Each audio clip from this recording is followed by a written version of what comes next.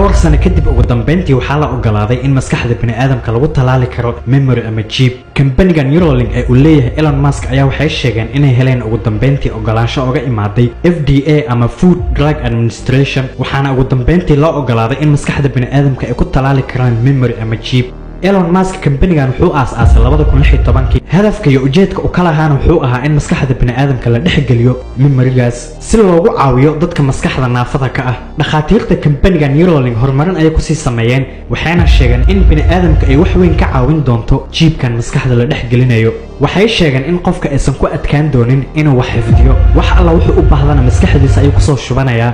tijaabintii ugu horeysay waxaa lagu tijaabiyey doofaarka, waxaana sidoo kale lagu tijaabiyey daanyarka. tijaabooyinkaasna waa lagu guuleystay. kambanigan waxay u baahan yihiin qof si volunteer ahaan uga qayb qaato tijaabadan ugu horeysay oo lagu tijaabinayo bini'aadamka.